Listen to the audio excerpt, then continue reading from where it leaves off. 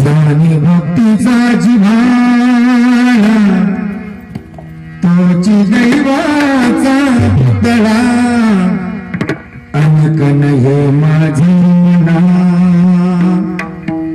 हो का पंडित शहाणा नामरूपी जडले चित्त त्याचा दास मी अंकित अनेक नाही माझे मना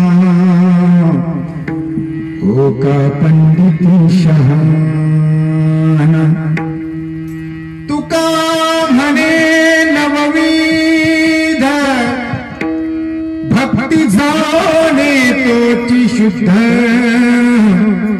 अनेक नाही माझे मना हो का पंडित शहाणा विहारा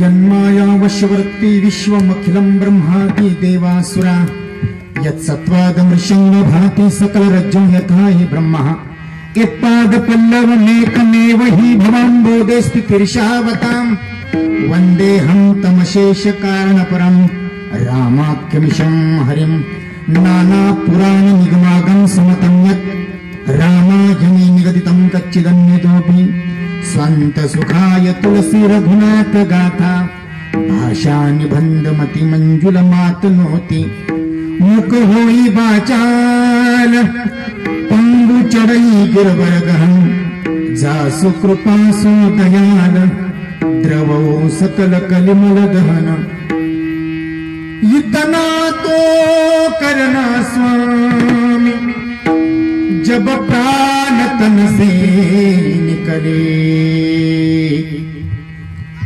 गोविंद नाम लेकर जब प्राण तन से निकले श्री गंगा जी का तट हो यमुना जी का बंसी बट हो मेरा सावरा निकट हो जब प्राण तन से निकले उस वक्त जल्दी आना नहीं शाम भूल जाना राधे को साथ लाना जब प्राण तन से निकले इतना तो करना स्वामी जब प्राण तन से निकले जयति तेधिका जन्मना व्रज श्रयत इंदिरा शाश्वतत्रहि दैत्य दृश्यता तीक्षुतावका वैधृता सवे स्वाविचिन्वते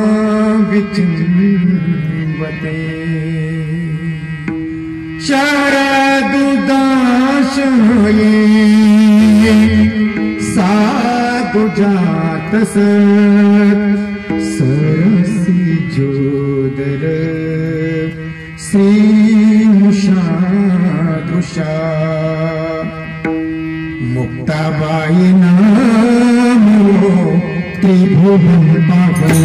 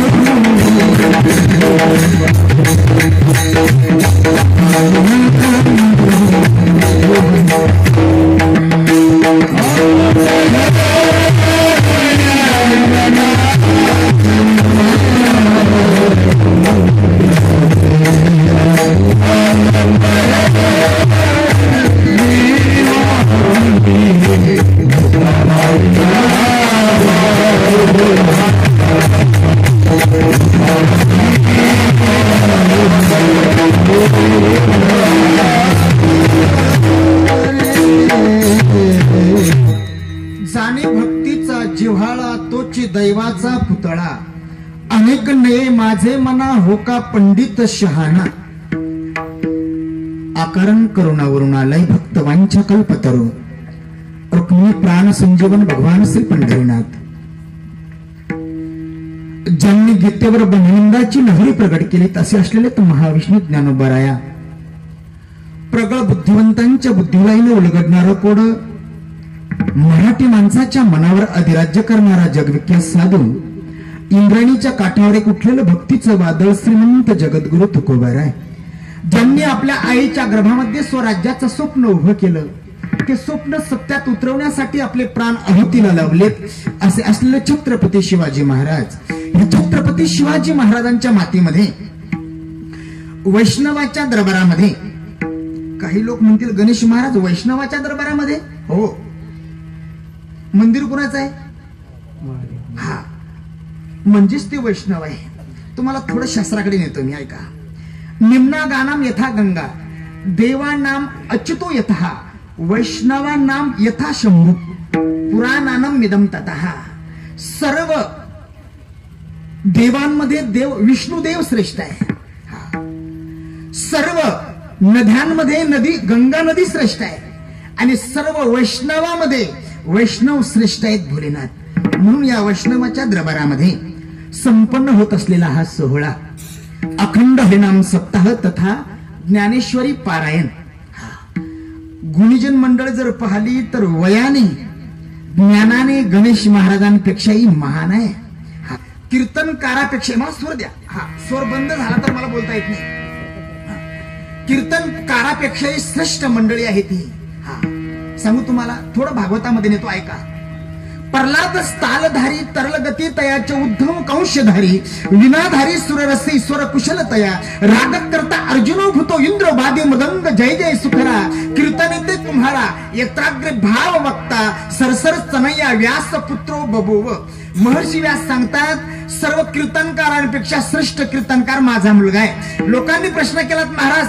तुमच्या मुलांच्या कीर्तनामध्ये कोण कोण उभे होते तर उत्तर सांगतात ऐका प्रल्हाद तालधारी प्रल्हाद ताल धराला आहे तरल गती तयाचे उद्धव कंशधारी, उद्धवजी टाळ वाजवायला आहेत. विनाधारी सुररसी, विना वाजवायला नारदजी आहेत. हा स्वर कुशल तया राग करता अर्जुन होतो, राग म्हणायला अर्जुन आहे. इंद्र बादी मृदंग, इंद्र मृदंग वाजवायला आहे. जय जय सुखरा कीर्तने ते कुंभारा. हा असं म्हणायला वा व्यासाच्या पुत्रा तू किती सुंदर कीर्तन करत आहेत असे म्हणणारे 4 भटू कुमार समोर बसलेले आहेत. सनत, सनंदन, सनातन आणि सनत कुमार. ऐका, व्यासाचा मुलगा जर उभा असता तर त्यांना किंमत नसती, पण हे बाजूची मंडळी उभी आहेत म्हणून महाराज सांगतात माझा मुलगा पहिला कीर्तनकार आहे. सांगू तुम्हाला ही कीर्तनाची जी रूपरेषा आहे, मी आता बोलेल, मी कीर्तन करेल, पण ऐका ही जर मंडळी नसली तर मला 0 आहे. बरोबर ना? हो म्हणा विठाला विठाला.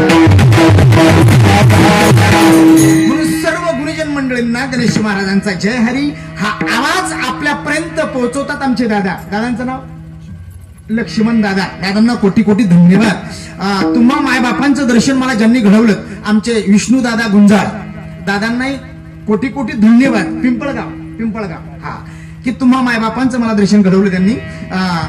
आमचे पाहुणे सुद्धा ह्या ठिकाणी आहे. आमचे प्रकाश दादा आहेत, ते आले असतील कदाचित. प्रकाश दादांनाही कोटी कोटी धन्यवाद. आणि सर्व मंडळी आमच्या माता भगिनी, आमचे दादा, सर्वांना कोटी कोटी धन्यवाद. आणि कीर्तनाला सुरुवात. विठाला विठाला.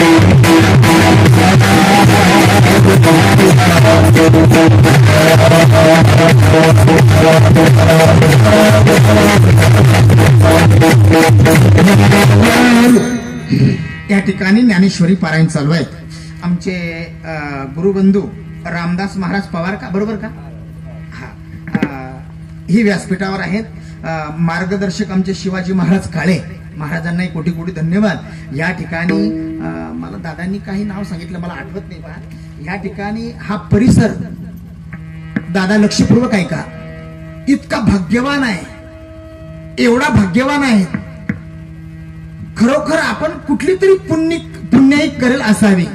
कारण ह्या ठिकाणी एक महान तपस्वी, विद्या वाचस्पती ह्या माणसांनी जन्म घेतला आहे. सांगू तुम्हाला ह्या परिसरामध्ये मला तरी असं वाटतं की हा परिसर विद्याचा वाचस्पती परिसर आहे.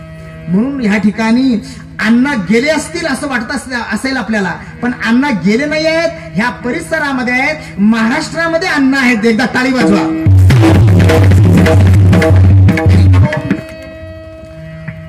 हा ज्ञानी परिसर आहे. आणि मी एक गंमत घेऊन आलो होतो, म्हटलं काहीतरी विनोद करावा आणि 2-4 कहाण्या सांगाव्या, फेटा बांधाव्या, निघून जावं. पण इथं आल्यानंतर ते हे पाहिलं मी पॉम्पलेट, आणि ह्या ठिकाणी भली भली मंडळी मला दिसली. समोर चेहरे मला मी विनोद करावा आणि तुम्ही हसतील असं नाही वाटत. मला काहीतरी सांगावं लागेल, पण ते आलं पाहिजे. मला सांगण्याचा प्रयत्न करेल बरं का. हा भजन करा विठाला.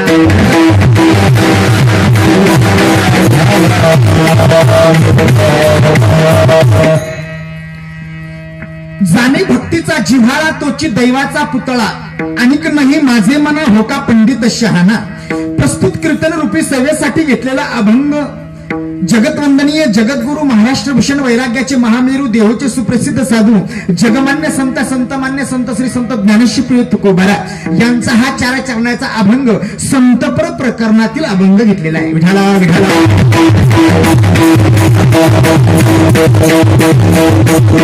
या अभंगातून श्री संत जगद्गुरु तुकोबाराय संतांच्या जीवनाचं वर्णन करतात दादा. कारण संतांचाच वर्णन करणारा अभंग मी का निवडला? कारण मी आज व्यासपीठासमोर उभा असेल तर संतांच्या समोर उभा आहे. आणि म्हणून संतांचं कुठेतरी वर्णन करावं, चालता चालता गाडीमध्ये आठवलं, आणि म्हणून ह्या अभंगाची निवड झाली. विठाला विठाला.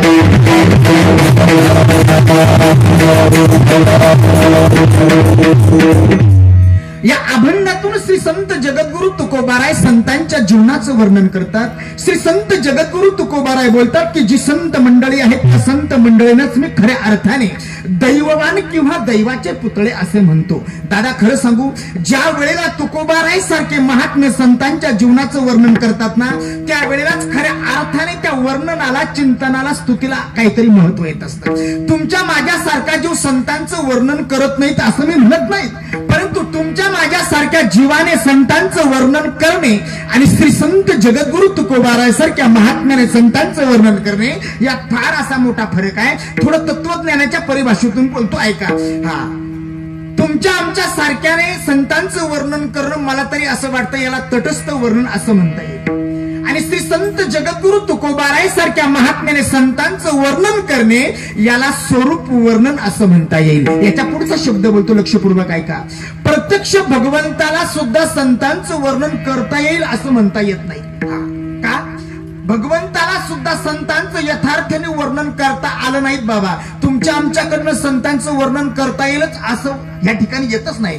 जीव संतांचं वर्णन करू शकत नाहीये, भगवंताला सुद्धा संतांचं यथार्थाने वर्णन करता आलं नाही. याच्या पुढचा शब्द बोलतो, लक्षपूर्वक ऐका. भजन करा विठाला विठाला.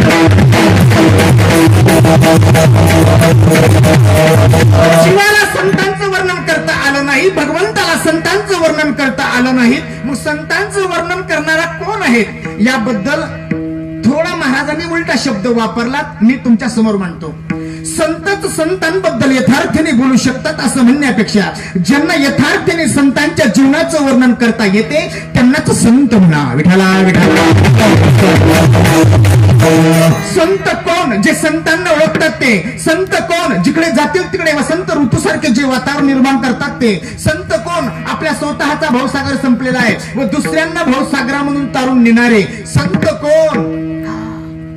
भवत भीर दैव कृतास्मी पुष्टा कलिप्रनष्टापी कथा रसेन कोहाम तु तिष्ठाम्य धुना ब्रह्मंतु ब्रह्मा इदंताम गिर मुचिरते भक्तेषु गोविंद स्वरूप क्रंत्री प्रेमैक भिंत्री भवरोग हंत्री सात्वंच तिष्ठस्व सुधैर संश्रया निरंतर वैष्णव मानसानी. ज्यांच्या हृदयामध्ये भक्तीने वास केलेला आहे, ज्यांच्या हृदयामध्ये भगवंत साठवलेला आहे, मला तरी असं वाटतं की ते संत जीवन आहे.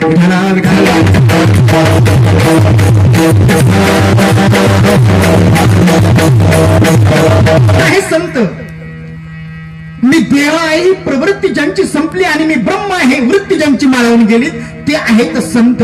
जे पक्षाशी बोलतात, जे गाढवाला पाणी पाजतात ते संत जीवन आहेत. 2 मिनिटापूर्वी बोललो की भगवंताला सुद्धा संतांचं यथार्थाने वर्णन करता आलं नाही.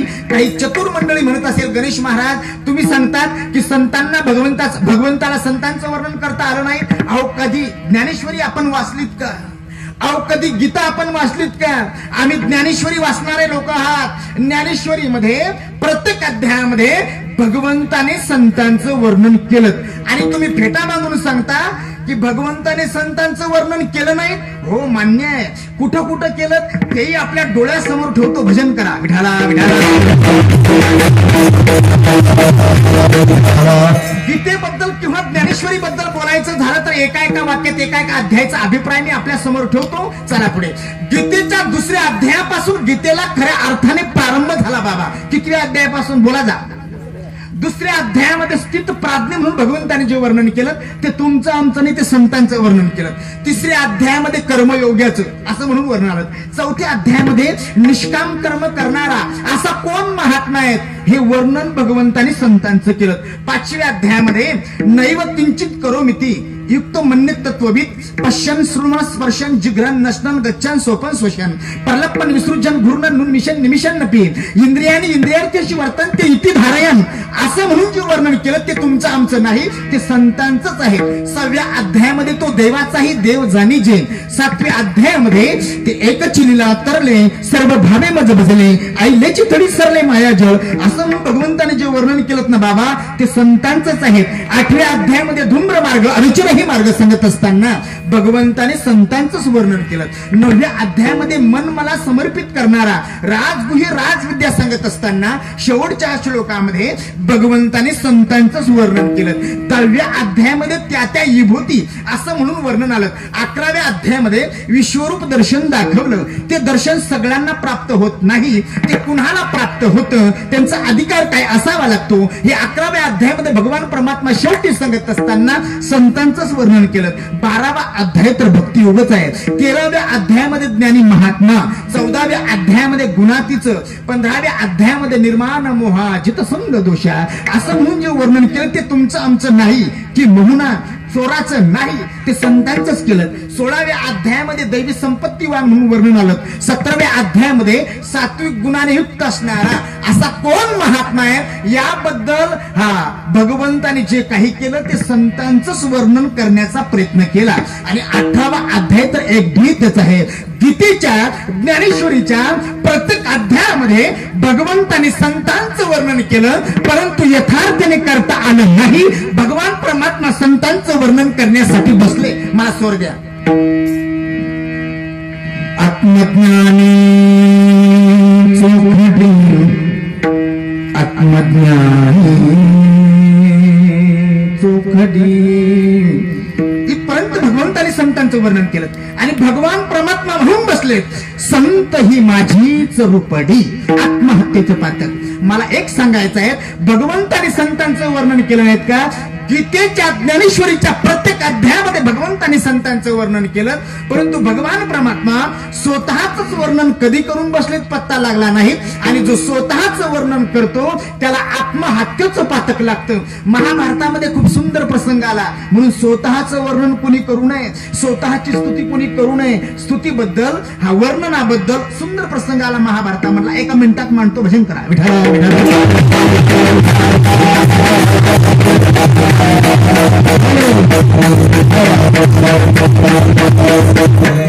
स्तुतीबद्दल प्रसंग आलेला आहे महाभारतामधला, मानतो. लक्षपूर्वक आहे का?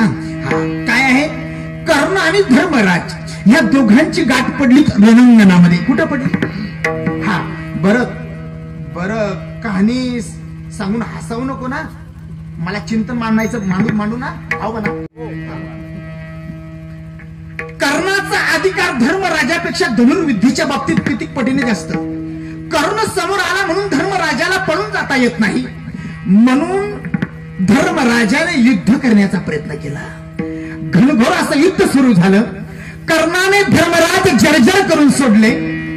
कर्णाने अशा पद्धतीने धर्मराजाच्या बोटामध्ये बाण सोडले की ते बाण सुद्धा धर्मराजाला सोडता येत नव्हते.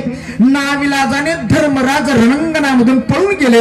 वाईट वाटलं धर्मराजाला. अरे दुपारच्या दुपार 4 भाऊ असल्यावर सुद्धा या सामान्य युद्धाला बघून पळून यावं लागतं, म्हणून भावाबद्दल चिड दाटून आली. रागारागाने सर्व भाऊ बोलावून घेतलेत. नकुल, सहदेव, भीमदादा आले. आणि आल्याबरोबर धर्मराजाने जेच शिव्या देण्यास सुरुवात केली. लाज वाटली नाही तुम्हाला? तुमचा स्वतःचा भाऊ, तुमचा भाऊ रणांगणावर मरत असताना, पडत असताना तुम्हाला यावं असं वाटलं नाहीत का रे? काय करायचं? अरे मी भाऊ आहे तुमचा, वैरी नाही आहे. नकुल, सहदेव, भीमदादा यांच्याकडे पाहिलं आणि शिव्या देऊन शांत झाले. पण अर्जुनाकडे पाठीमागून वळलेत आणि अर्जुनाकडे पाहिलं आणि अर्जुनाला बोलू लागलेत, अर्जुना लक्षात ठेव, मी भाऊ आहे तुझा. तुझा भाऊ रणांगणावर मरत असताना, पडत असताना तुला यावं असं वाटलं नाहीत का रे? काय करायचं? तुझा गाडी धनुष्य काडी लाव, तुझ्या गाडी धनुष्याला काडी लाव, तुझ्या गाडी धनुष्याला असं म्हटल्याबरोबर अर्जुनाने तलवार उचलली आणि धर्मराजाच्या अंगावर चालून गेला. भगवान परमात्मा म्हणाले, असं काय करतो? अर्जुना भाऊ आहे तुझा. देवा माझा भाऊ असला तरी मला घेणं देणं आहे. मगाशी मी एक प्रतिज्ञा केली होती की जो कोणी माझ्या गाडी धनुष्याचा अपमान करेल त्याचा मी वध केल्याशिवाय राहणार नाही. अर्जुना या दोघांमधला मधला मार्ग सांगू का रे? देवा कुठला मार्ग? मधला मार्ग. समोरच्या व्यक्तीला तलवारीने मारल्यापेक्षा त्याची निंदा करायची. निंदा केली की आत्महत्येचं पातक लागतं. म्हणले देवा 100%? म्हणले हो 100%. अर्जुनाने तलवार खाली ठेवली आणि अर्जुन धर्मराजाच्या निंदेला प्रवृत्त झाला. वाटेल ते बोलू लागला. अर्जुन लाज वाटली नाही तुला? स्वतःची संपत्ती हरला तर हरला, भावाला पणाला लावलं. काय बुद्धी काय गव्हाण टाकले का तू त्यावेळेला? चालणी घेऊन गेला होतास का? बडबड बडबड आपल्या बुद्धीतलं बाहेर पडलं, आपल्या मनातलं बाहेर पडलं आणि शांत झाला अर्जुन. भगवान परमात्मा म्हणाले, अर्जुना झाला आता? हो झालं देवा, पण आता आत्महत्येचं पातक लागेल ना? म्हणले हो. अर्जुनाचं मा भगवंताने शांतवणी केलं ना केलं, परत अर्जुन तलवार घेऊन उठलेत. अर्जुना आता काय झालं? म्हणले देवा दुसरी मी एक अशी प्रतिज्ञा केली होती की जो जो कोणी माझ्या मोठ्या भावाची निंदा करेल त्याचा मी वध केल्याशिवाय राहणार नाही. भगवान परमात्मा म्हणाले, अरे बाबा तूच निंदा केली तुझ्या मोठ्या भावाची.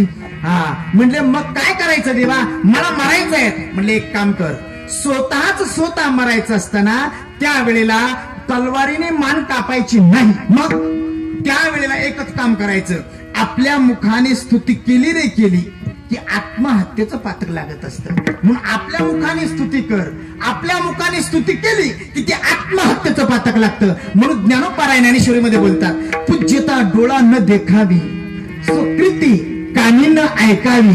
कारण स्वतःच केलेलं जे वर्णन आहे ते आत्महत्येचं पातक आहे. मला हे सांगायचं आहे, भगवंताने संतांचं वर्णन केलं नाही काय, गीतेच्या ज्ञानेश्वरीच्या प्रत्येक अध्यायामध्ये केलं, परंतु यथार्थाने करता आलं नाही. भगवान परमात्मा संतांचं वर्णन करण्यासाठी बसले, परंतु स्वतःचं वर्णन कधी करून बसले पत्ता लागला नाही. आणि जो स्वतःचं वर्णन करतो त्याला शास्त्राच्या दृष्टिकोनातून आत्महत्येचं पातक लागतं. म्हणून ऐका, हा भगवंताकडून सुद्धा संतांचं यथार्थाने वर्णन करता आलं नाही. हा आता मला सांगा, भगवंताकडून संतांचं वर्णन करता आलं नाही, मग कोण आहे संतांच्या जीवनाची जाणीव असणारा, कोण आहेत? तर याबद्दल श्री संत जगद्गुरु तुकोबारायाने एक सकारात्मक शब्द वापरला.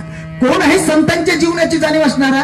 तर ऐका सकारात्मक शब्द, भक्ताचा महिमा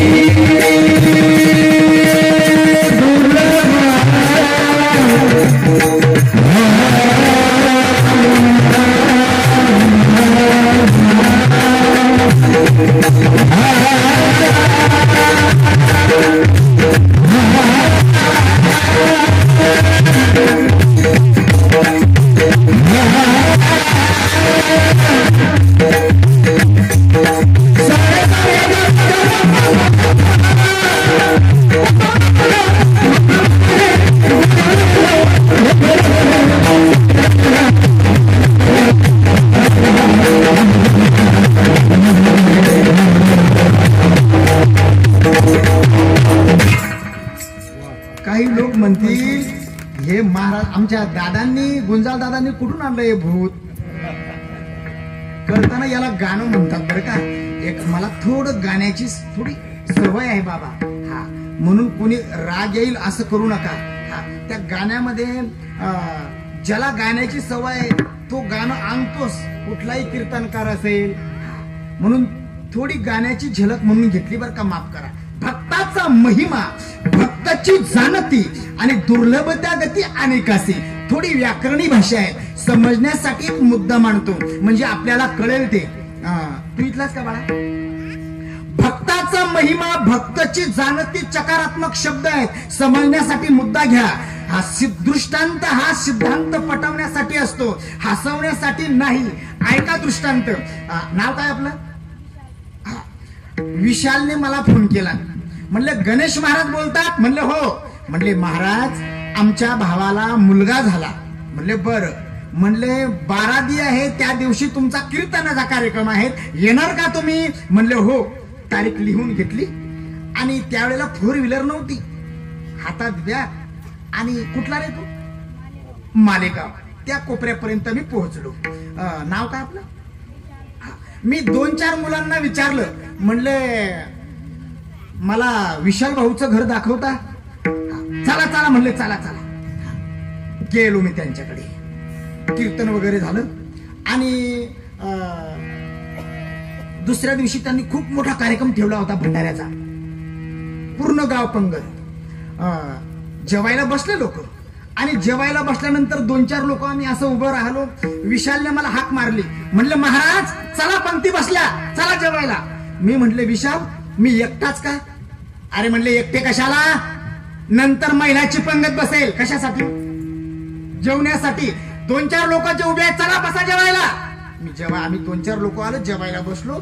जेवण झालं आणि विशाल म्हणला महाराज आज आमच्याकडे भजनासाठी मुक्कामी थांबा. परत दुसऱ्या दिवशी मी विशालकडे भजनासाठी मुक्कामी थांबलो आणि भजन झालं. रात्री झोपलो, सकाळी उठलो आणि म्हणलं दादा मी जाऊ का? म्हणले महाराज आमच्या घराण्याची अशी प्रथा आहे की जेवल्याशिवाय आम्ही जाऊ देत नाही. म्हणले जेवण किती वाजेपर्यंत तयार होणार नाही? म्हणले 9 वाजेपर्यंत. म्हणले आता 8 वाजले. मी 2-4 लोकांना त्या कालच्या दिवशी मला बोलू दिलं नाही, जाऊ मी बोलायला? म्हणले जा, पण मी हाक मारेल. कशासाठी? 9 वाजता तुम्ही येणार ना? म्हणले हो. कालच्या दिवशी जे लोक बोलत होते त्यांच्याकडे मी भेटायला गेलो आणि बोलत उभं राहिलो. 1 तास कुठे गेलेत पत्ता लागला नाही. 9 वाजून गेलेत आणि विशालने हाका मारलेत. म्हणले महाराज चला जेवायला. मी कालच्या दिवशी त्यांना प्रश्न केला होता मी एकटाच का? तर विशालने शब्द काय वापरला? एकटे कशाला, चला सर्व. म्हणले त्यावेळेला तो दाटला. म्हणले करे बो आम्ही सर्व जेवणा जेवायला? म्हणले महाराज सर्व कशाला, आज का आमच्याकडे भंडारा आहे का? मी म्हटले मग? म्हणले फक्त तुम्हीच. बोला जरा, बोला बोला. काय म्हटला? अरे म्हटले छोटासा मुलगा घेतो ना सोबत. म्हणले बिलकुल चालणार नाही, फक्त फक्त. तशी महाराजांना शब्द वापरला. भक्ताचा महिमा, भक्तची जाणती आणि दुर्लभ त्या गती अनेकासी. त्या अनेकामध्ये तुम्ही आम्ही आलात आणि भगवंत याले. विठाला विठाला.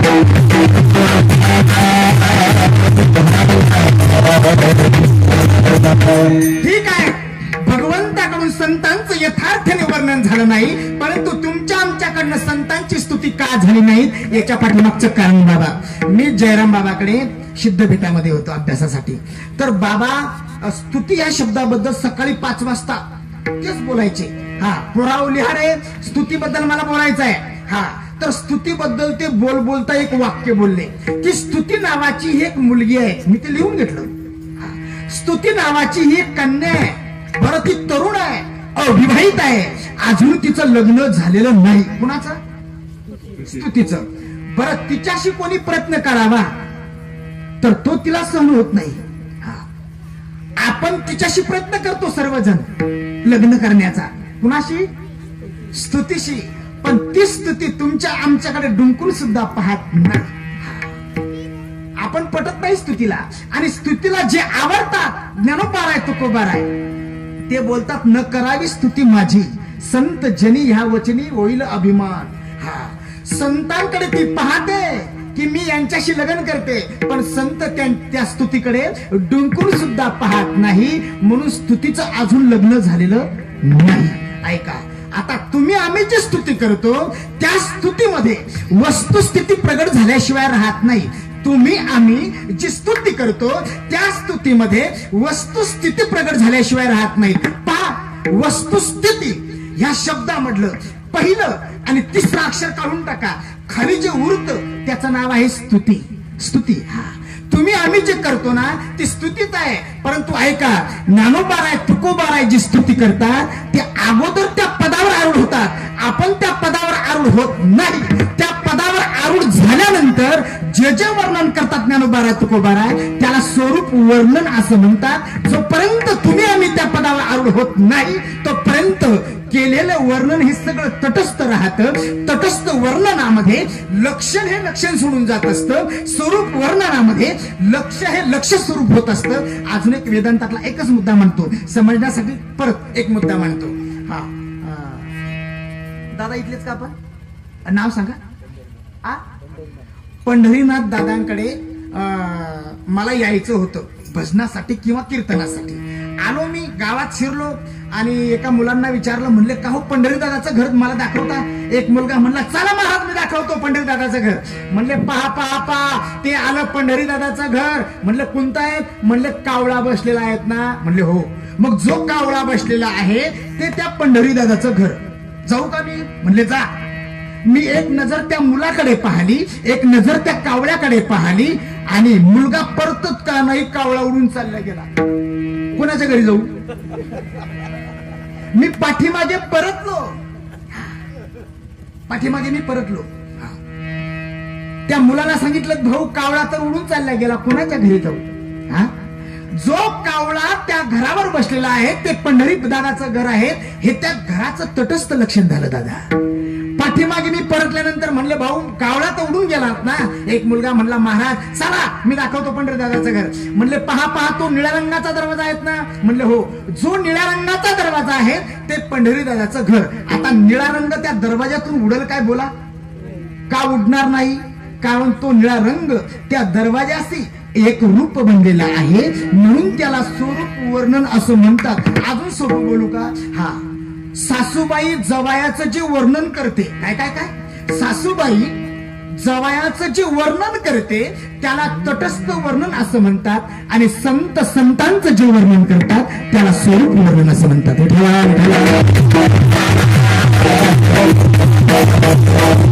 जोपर्यंत तुम्ही आम्ही त्या पदावर होत नाही तोपर्यंत त्या पदाचं वर्णन करण्याचा अधिकार संत वाङ्मयाने तुम्हाला आम्हाला दिला नाही. श्री संत जगद्गुरु तुकोबाराय बोलतात, अगोदर तुम्ही त्या पदावर आरूढ व्हा. आम्ही त्या पदावर आरूढ झालो आणि पदावर आरूढ झाल्यानंतर हा एकाबद्दल बोललो नाही. तुका म्हणे अंगे व्हावे जे आपण तरीच महिमान येईल कळू. मी एकाबद्दल बोललो नाही तर जाती स्वरूप बोललो की जे जे कोणी महात्मे या पदावर आरूढ आहे त्याला मी दैवाचा पुतळा असं म्हणतो. सामान्य जीवनाचा जर विचार केलात ना बाबा, दुःख शांतरम सुखम, सुख शांतरम दुःखम हीच घटिका चालू आहे जगताच्या पाठीवर. सुख कुठं आहे, कुठं आहे सुख. हा, जिकडे पहावे तिकडे दुःखच दुःख आहे. पण तरी सुद्धा मनुष्याला असं वाटतं बबली आणि बबलीची माय आमच्यासारखा दैववान जगताच्या पाठीवर कोणीच नाही असं वाटतं ना प्रत्येकाला.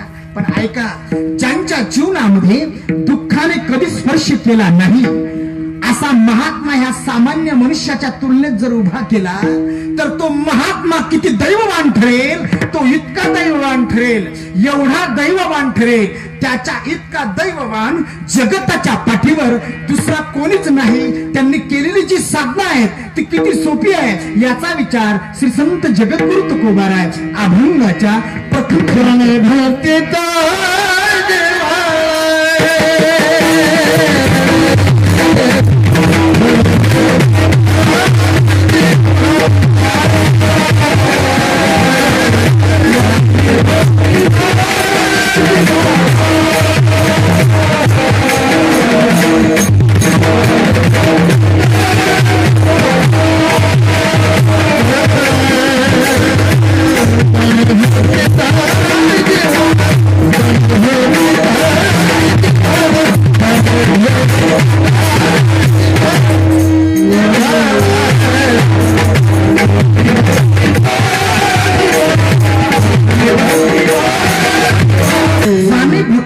जिव्हाळा तोची दैव पुतळा, तोची दैवाचा पुतळा असं म्हणून श्री संत जगद्गुरु तुकोबाराने या अभंगामध्ये संतांचं वर्णन केलं. तोची दैवाचा पुतळा म्हणजे ज्यांच्या जीवनामध्ये दुःखाने कधी स्पर्श केला नाही ते जीवन म्हणजे तोची दैवाचा पुतळा. तोची दैवाचा पुतळा म्हणजे सर्वार्थाने दैवाने ज्यांच्यावर कृपा केली आहे ते तोची दैवाचा पुतळा. थोडं पाठीमागे या. जाणे भक्तीचा जिव्हाळा. जाणे भक्तीचा जिव्हाळा म्हणजे भक्ती तर सर्वजणच करतात बाबा. भक्ती करण्याचा अधिकार तर भगवंतांनी सर्वांनाच दिला, काही एकाला दिला? मुद्दा मानतो.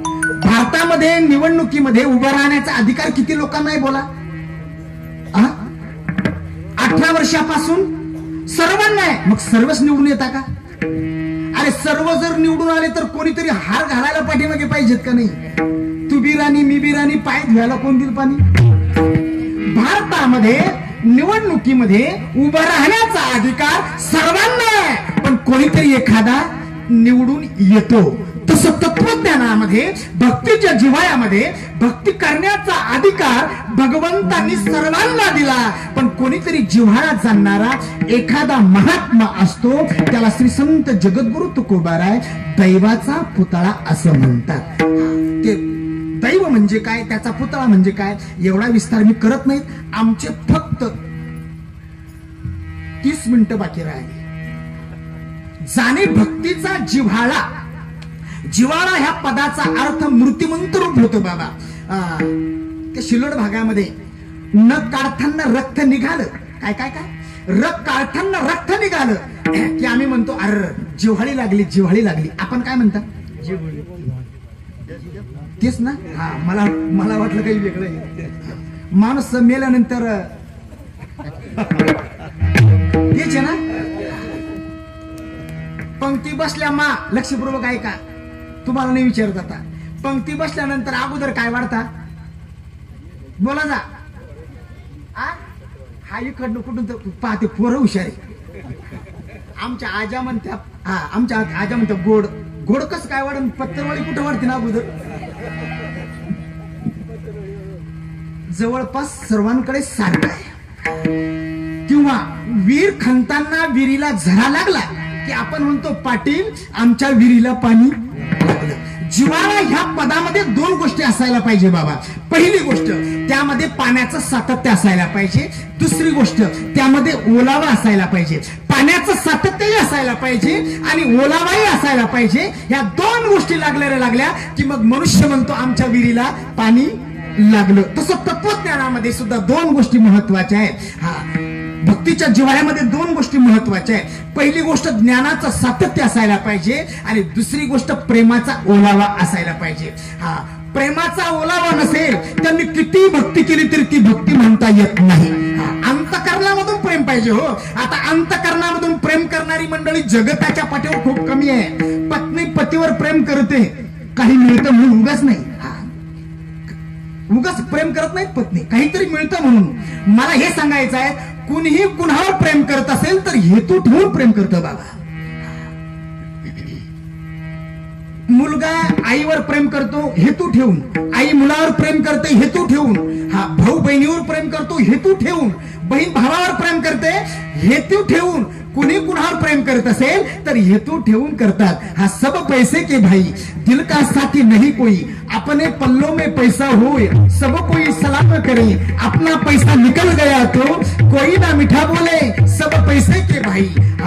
जोरू मेरी बच्चा मेरा यही घर जिंदगानी, कोई किसी के नहीं रे प्यारे, राम नाम ही सच्चा है. सुनो बाबा दुनिया में मौज बुरी है, जब अल्लाह ने इस दुनिया में तुझको महल बताया, अरे भूल गया उस नाम को, मेरा मेरा कहने लगा. सुनो बाबा दुनिया में मौज बुरी है. 2 मित्र होते, एक होता मुसलमान, एक होता मुसलमान आणि एक होता मराठी. दोनही मित्र एका वट्यावर बसले. बोलू नका दादा 20 मिनिटं. विठाला विठाला. अंतकरणामधून प्रेम ह्या विषयावर बोलतो, लक्षपूर्वक ऐका. 2 जण बसलेत आणि विचार करू लागलेत. म्हणले पहा पहा समोरचं जे घर आहेत ना, ते समोरचं घर आहेत ना बाबा, आता 6 महिने झाले लग्न झालं त्या मुलाचं. ती मुलगी आणि तो मुलगा एकमेकावर इतका प्रेम करतो, इतका प्रेम करतो. अरे बाबा मी 6 महिन्यापासून पाहतो. गंमत काय झाली, 8 दिवसाने तो मुलगा आजारी पडला आणि त्या मुलीने बॅग भरली माहेराला निघून गेली. आणि मग त्या मुलाच्या राजूच्या लक्षात आलं की अरे हे जोडपं आपण प्रेम करणारं जोडपं आपण पाहत होतो, यांचं लग्न झालं होतं, 6 महिने अतिप्रेम केलं, आता मुलगी याला आजार झाला तर निघून गेला. अरे बापरे बाप, काय एकच काम करायचं, हनुमंताच्या रामाच्या मंदिरात जायचं, भगवंताची आराधना करायची, फक्त हेच सोबत येणार आहे, हा जगताच्या पाठीवर काही खरं नाही. तेवढाच मुसलमानाचा मित्र समोर आला, सलीम नावाचा. म्हणले काय झालं राजू? अरे म्हणले सलीम, काही खरं नाही जगताच्या पाठीवर, हा कोई किसी के नहीं रे प्यारे, राम नाम ही सच्चा आहे. मलाही असं वाटत होतं की आता लग्न करावं आणि लग्न झाल्यानंतर अतिप्रेम पत्नीवर करावं, पण आता असं वाटतं लग्न करू नये. अरे हे जोडपं 6 महिन्यापासून मी पाहत होतो, या मनुष्याला आजार झाला, त्याची पत्नी निघून गेली, काही खरं नाहीत रे बाबा. सलीम तू एक काम कर. म्हणले काय करू? म्हणले मुलं बाळ पत्नीला सोडून दे आणि मस्जिदीमध्ये जा. कोण म्हणतो? हा राजू. आणि मस्जिदीमध्ये जाऊन एक काम कर, अल्लाहु अकबर, अल्लाह इलाहा इल्लल्लाह, अशहदु अन्ना मुहम्मद रसूलुल्लाह, हय्या अलस सलाह, हय्या अलस सलाह, हय्या अल फलाह, हय्या अल फलाह, अल्लाहु अकबर, अल्लाहु अकबर अशी अजान पाड, भगवंताची आराधना कर, काही खरं नाही जगताच्या पाठीवर. सलीम म्हणला तू मूर्ख आहे. अरे सकाळपासून डाल्यात केळी टाकतो, गाव गाव भटकतो, घरी आल्याबरोबर पत्नी पळतच येते आणि तोंडावर हात फिरवते, मिया जान तुम्हारी जान मी मेरी जान. माझी पत्नी माझ्यावर एवढं प्रेम करते, तुला माहित आहे? म्हणले सलीम घरी जा आणि एक मेल्याचं सोंग कर, जा, तुला कळेल तुझी पत्नी तुझ्यावर किती प्रेम करते. रात्रीचे 9 वाजले होते. सलीमच्या लक्षात आलं की खरं असं तर नसेल, आपण रोज 100 रुपये आपल्या पत्नीच्या हातात देतो म्हणून तर पत्नी आपल्यावर प्रेम करत नसेल, पण चला रात्रीचे 9 वाजले, आता मेल्याचं सोंग करू. सलीम घरी आला, घरात पाय काही दारात पाय, पत्नी पळतच आली, तोंडावर हात फिरवला, मिया जान तुम्हारी जान में मेरी जान. सलीम धडकन खाली पडला, मेल्याचं सोंग केलं. पत्नीच्या लक्षात आलं सलीमच्या, आता तर हे चांगलं होतं, छातीवर हात ठेवला, लक्षात आलं की आता आपले पती राम नाम, हात धरून ओढला घरामध्ये. रात्रीचे 9:30 वाजले होते. आता जर आपण रडावं तर आजूबाजूचे लोक जमा होतील. भूक लागलेली आहे, मला नाही. म्हणले आता जर आपण रडावं तर रात्रभर रडावं लागेल. घर लावून घेतलं, ताटात खिचडी घेतली, तेलाचा डबा पाहिला पण आजूबाजूला दिसत नव्हता, तेलाची काटली लटकलेली होती वर. डबा ठेवला, तिच्यावर वर उभी राहिली, कोण? सलीमची पत्नी. हात लावला, हात पुरत नव्हता, विचार केला, म्हणले आता तेलाची काटली तर काढावंच लागेल, काय करावं? म्हणले आता हे मेलं ना. त्याला ओढलं, त्याच्या छातीवर डबा ठेवला, कुणाच्या? तेलाची काटली काढली, जेवढं लागेल तेवढं तेल घेतलं आणि मग सलीमच्या लक्षात आलं की अरे आपला मित्र जे सांगत होता तेच खरं. खिचडी जास्त खाल्ली आणि म्हणले 5 वाजता रडू आता. सलीमची पत्नी झोपली तशीच झोपी गेली आणि 12 वाजता सलीम उठला. तिच्यापेक्षा जास्त खिचडी घेतली, तिच्यापेक्षा जास्त तेल घेतलं, जेवून घेतलं, सलीम झोपला. 5 वाजता लाईन गेली आणि मग सलीमची पत्नी रडायला लागली चहा घेऊन. मोरा स्वर्ग्या मोरा पापी जिया नहीं माने रे, नहीं माने. तुम तो चलो परदेश थोड़ा बोलो जी. सलीम म्हणला किती भामटी. थोड़ा बोलो जी, तुम तो चले परदेश थोड़ा बोलो जी, तुम तो चले परदेश थोड़ा बोलो जी. सर्व लोक जमा झाले आणि मग म्हणायचे, म्हणजे माय खरोखर प्रेम होतं माय, पाना किती रडते नवऱ्यासाठी. आता ही डोळे लावून म्हणायची आणि हा डोळे उघडायचा. म्हणलेकडे आता अर्धा तास झाला ही म्हणायला लागली, तुम तो चले परदेश थोडा बोलोगी, तुम तो चले परदेश थोडा बोलोगी. तेवढे ते उठलं आणि म्हणायला लागलं, "ए, बंद कर, गरम गरम खिचडी में थोडा तेल जी." आहे का प्रेम? कुणीही कुणावर प्रेम करत असेल तर हेतू ठेवून प्रेम करत. बहीण कुणाची, भाऊ कुणाचे, कोण कुणाचे, सगळे सोयरे, मेल्या मागे सर्व राहिले, तुटतील धागे दोरे. हा शपकाभंग आहे, पण नाथ महाराजांची शप लावली लोकांनी त्याला. एका जनार्दनी म्हणे धरा हरी भजनाची गोडी.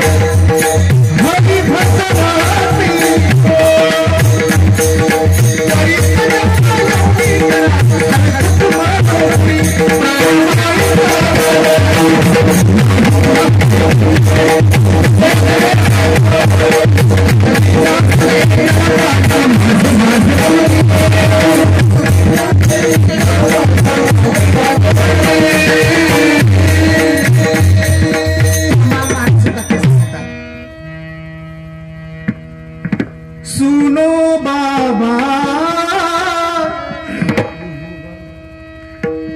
सुनो बाबा, दुनिया में मौज बुरी है. सुनो बाबा, दुनिया में मौज बुरी है. जब अल्लाह ने जब अल्लाह ने इस दुनिया में तुझको नहीं बताया, भूल लगा उस नाम को मेरा मेरा कहने लगा.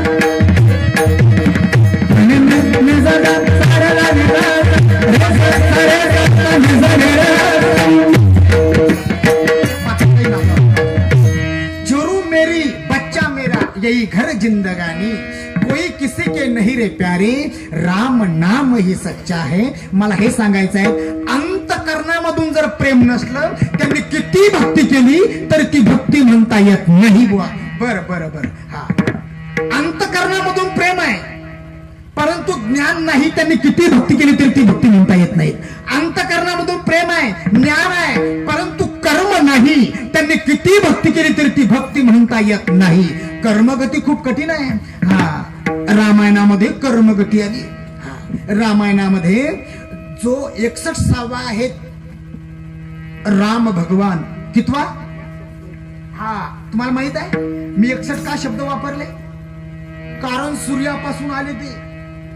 सूर्य, वैवस्वत, मनु, इस्वाकू, विकुशी, पुरंजय, आनेना, पृथु, ईश्वर, अंद्री, चंद्र, इवनाश्व, शाबास्त, कुवलाश्व, दुर्डाश्व, हरेश्व, निकुंभ, बहर्ण, कृशाश्व, शनजित, इवनाश्व, मानधाता, पुरुष, शशबिंदू, अंबरीश, त्रस, अनरण्य, हरेश्व, अरुण, त्रिबंध, सत्यव्रत, हरिचंद्र, रोहित, चंपक, सुदेव, विजय, भरूक, बाहुक, सगर, अस्मजस, अशुमान, दिलीप, भगीरथ, श्रुत, नाभ, सिंधुदीप, आयुतायु, ऋतुपर्ण, सर्वकाम, मुलक, नारिकवच, दशरथ, येडवीर, विश्वसह, खटवांग, दीर्घबाहू, रघु, अज, दशरथ, राम. किती झाले? तूच मोज आणि जाय.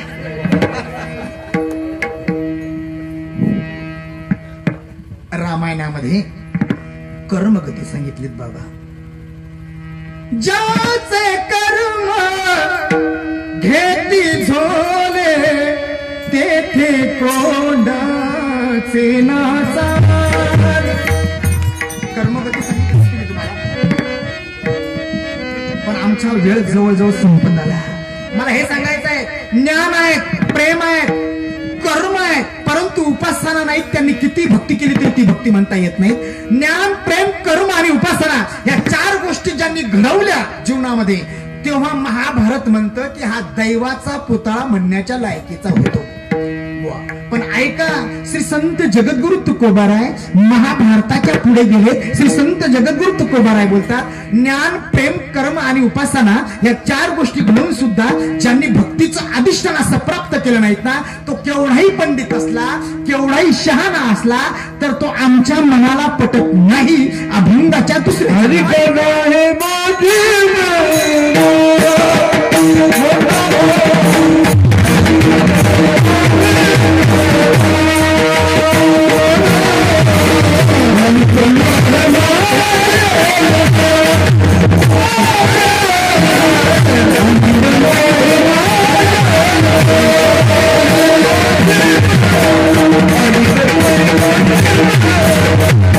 उपासना ह्या 4 गोष्टी घडवून सुद्धा ज्यांनी भक्तीचं अधिष्ठान असं प्राप्त केलं नाहीत ना, तो केवढाही पंडित असला, केवढाही शहाणा असला, तर श्री संत जगद्गुरु तुकोबाराय बोलतात ते आमच्या मनाला पटत नाहीत. आणि का नाही माझे म्हणा हो का पंडित शहाणा. ऐका, कोण पंडित आणि कोण शहाणा? व्यवहारिकामध्ये हा पंडितालाही शहाणा म्हणतो आपण आणि शहाण्यालाही आपण पंडित म्हणतो. शहाणा आणि पंडित या एकाच गिनतीत आपण मोजतो, परंतु श्री संत जगद्गुरु तुकोबाराय शहाण्याला वेगळं करतात आणि पंडितालाही वेगळं करतात. आणि का नाही माझे म्हणा हो का पंडित शहाणा. कोण पंडित आणि कोण शहाणा? ऐका, मुद्दा ऐका. ज्याचा व्यावहारिक ज्ञानाशी संबंध आला, काय काय काय ज्याचा व्यावहारिक ज्ञानाशी संबंध आला की त्याला शहाणा असं म्हणता येईल. आणि ज्याचा पुस्तकी ज्ञानाशी संबंध आला की त्याला पंडित असं म्हणता येईल. शहाणा वेगळा आणि पंडित वेगळा. हा, शहाणा आणि पंडित एक नाही. अजून मुद्दा मानतो, शहाणा कोण आणि पंडित कोण म्हणजे लक्षात येईल. मुद्दा लक्षात घ्या. रेल्वे इथून बाजूला कुठून चालते? लासूर. लासूर. हा, मला शहाणा कोण आणि पंडित कोण 1-2 मिनिटाचा मुद्दा घ्यायचा आहे, लक्षपूर्वक ऐका. लासूर वरनं एक प्राध्यापक रेल्वेमध्ये चढला. आजूबाजूला पाहिलं, जागा नव्हती, पण एक वारकरी दादाजवळ जागा दिसलीत महाराज. त्या वारकरी दादांनी भला मोठा गंटळा लावलेला आणि प्राध्यापकांच्या लक्षात आलं की वारकरी दिसतं, हे भोळं आहे, याला 2-4 प्रश्न आपण विचारू, याच्या खिशातले पैसे काढून घेऊ. कोणाला वाटलंय हा बरं आहे का ताई? असंच वाटतं ते.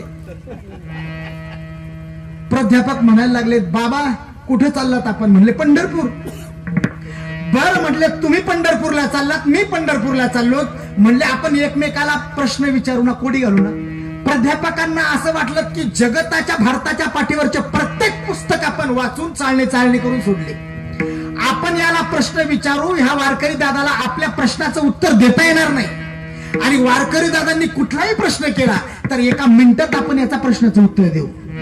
वारकरी दादा म्हटले बरं बरं. म्हणले प्राध्यापक म्हटले, वारकरी दादा मी प्रश्न तुम्हाला विचारतो, माझ्या प्रश्नाचं जर उत्तर नाही आलं तर तुम्ही मला 100 रुपये द्या. तुम्ही मला प्रश्न विचारा, तुमच्या प्रश्नाचं आमच्याकडनं जर उत्तर नाही आलं तर मी 100 रुपये देईन. वारकरी दादा म्हणले 100 रुपयेच खिशात आहे.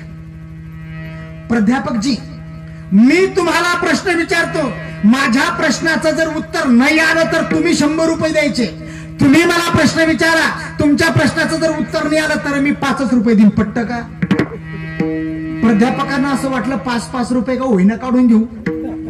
आजूबाजूची जे लोक आहेत त्यांना अधिकार तर कळेल ना आपण कोणी. बरं म्हटले काही हरकत नाही. हा ठीक आहे म्हणले, ठीक आहे. बरं मी प्रश्न विचारतो, माझ्या प्रश्नाचं जर तुमच्याकडनं उत्तर नाही आलं तर 5च द्या. तुम्ही मला प्रश्न विचारा, आमच्याकडनं उत्तर नाही आलं तर 100 रुपये दे. हा ठीक आहे म्हटले. पण आता गंमत आहे का बाबा, जेवायला पंगत बसते ना, हो म्हणा, त्या पंक्तीमध्ये जर एखादा महाराज बसला, वांग्याची भाजी वाढली, वरण वाढलं, भात वाढला, शिरा वाढला, सर्व वाढलं, आणि मग आपण कोणाकडे पाहतो? कोणाकडे? काऊन? बाबा उरका झालं म्हणतो ना. तसं प्राध्यापक म्हटला, महाराज तुम्ही पंढरपूरला चाललात, पहिल्या प्रश्नाची तुम्ही सुरुवात करा. म्हणले बरं काही हरकत नाही. वारकरी दादाने प्रश्नाला सुरुवात केली. म्हणले प्राध्यापकजी प्रश्नाला सुरुवात करतो. म्हणले बोला बोला. म्हणले जगताच्या पाठीवर असा एक पक्षी आहे, काय जमिनीवर असताना 2 पायाचा होतो, उडताना 3 पायाचा होतो, आकाशात गेला की 5 पायाचा होतो, असा पक्षी कोणता आहे?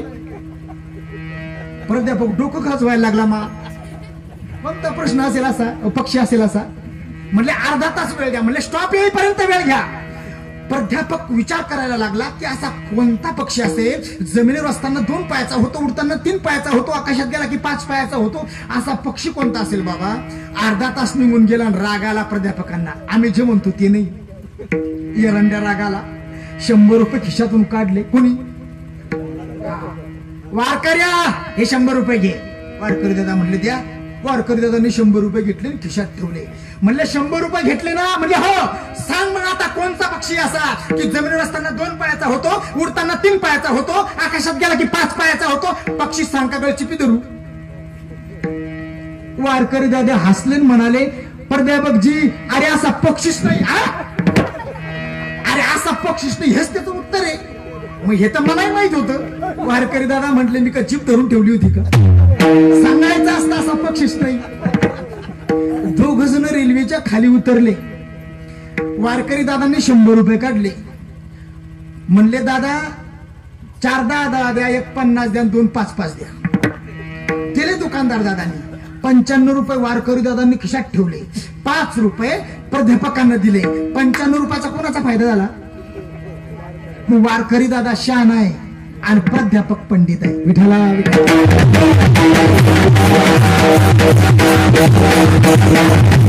संत जगद्गुरु तुकोबाराय बोलतात असे शहाणे पंडित जगताच्या पाठीवर भरपूर आहे हो, परंतु आमच्या मनाला पटत नाही. आणि कन हे माझे म्हणा हो का पंडित शहाणा.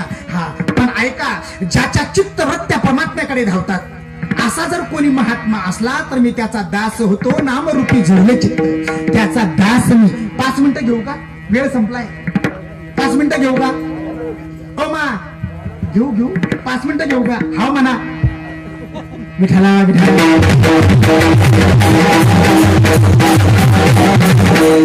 नामरूपी जडले चित्त त्याचा दास मी अंकित.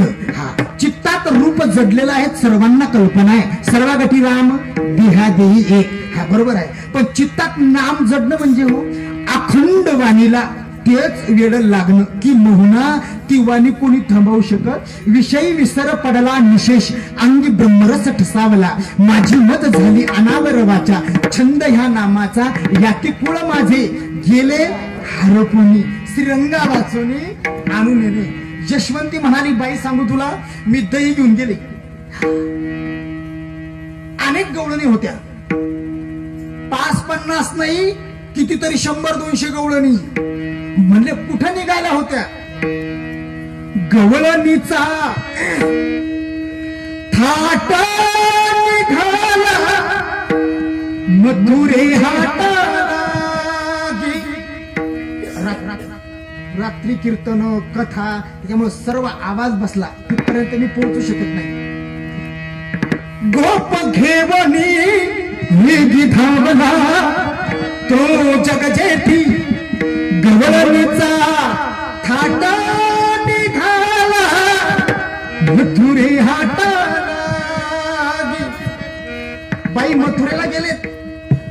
दही होतं, दूध होतं, पण गंमत काय झाली? दही घ्या, दूध घ्या असं म्हणण्याच्या ऐवजी गोविंदू घ्या गे कोणी दामोदरू घ्या गे तव तव हसती मथुरे. कोण असतात? जो विनाकारण हसतो ना बाबा त्याला शास्त्रकाराने वेळा म्हटलंय.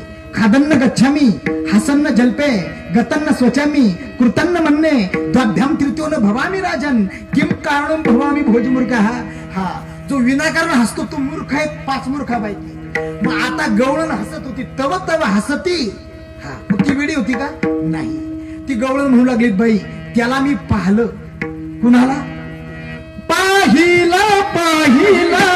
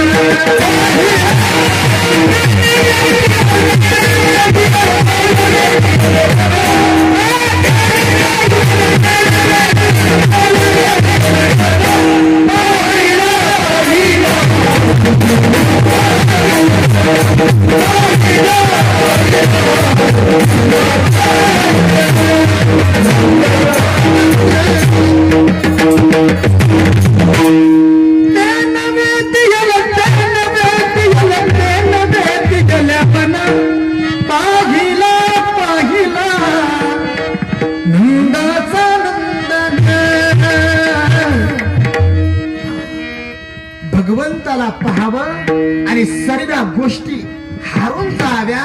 मला तरी असं वाटतं की जगतात तो महान आहे. साधू थोर जाना, साधू थोर जाना, साधू थोर जाना कलियुगी, नाम रूपी जडले चित्त त्याचा दास मी अंकित. ज्यांच्या नामामध्ये सर्वच भरलेलं आहे, ज्यांच्या चिंतनामध्ये फक्त भगवंतच आहेत, साठविला हरी जी हृदयी निंदिरी, ज्यांनी कांदा मुळा भाजी अवघी मिठाई माझी, ज्यांचं असं जीवन झालं, मला तरी असं वाटतं की नाम रूपी जडले चित्त त्याचा दास मी अंकित. तो का म्हणे नवविध भक्ती जाणे तोची शुद्ध, जाणे भक्तीचा जिव्हाळा तोची दैवाचा पुतळा, अनिक नये माझे म्हणा हो का पंडित शहाणा. नामरूपी जडले चित्त त्याचा दास मी अंकित. तू का म्हणे नवविध भक्ती जाणे तोची शुद्ध. मी आपला फक्त 1 मिनिट शिल्लक घेतलेला आहे, अजून 4 मिनिटं मी आपले घेणार आहे. तद्वत एकदा सर्वांनी मोठ्या प्रेमाने भजन करा.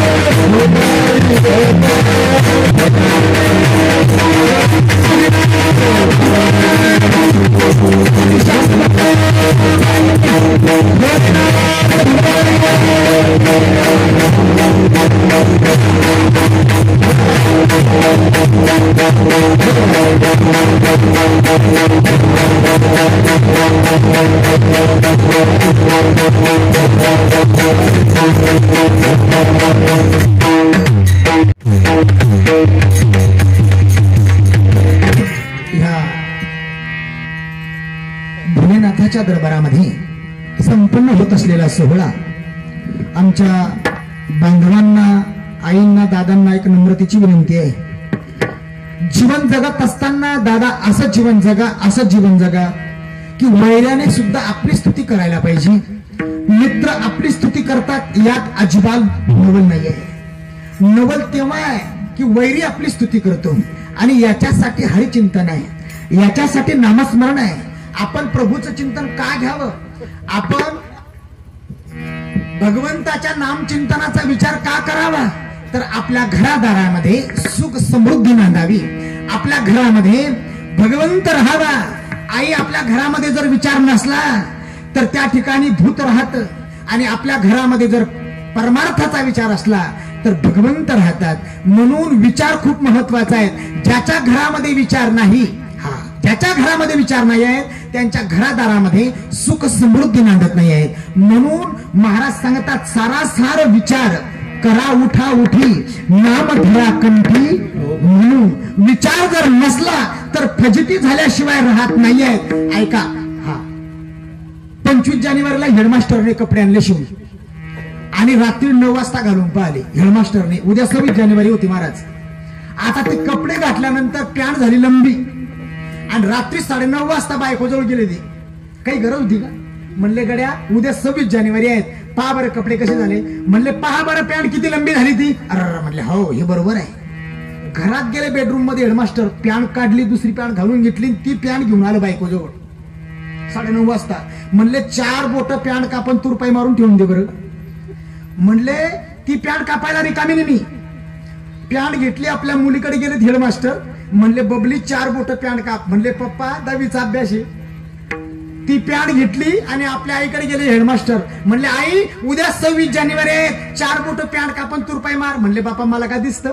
हेडमास्टर एकटेच गेले बेडरूम मध्ये, हातात कैची घेतली, 4 बोट पॅन्ट कापली, तुरपाई मारून ठेवून दिली.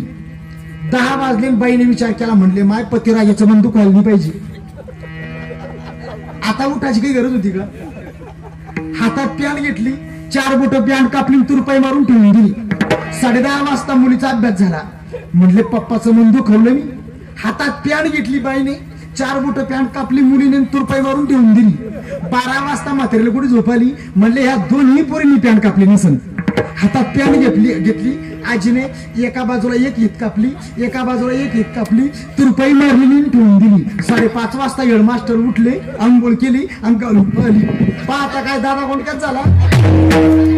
कशामुळे झालंय? घरात विचार नाही.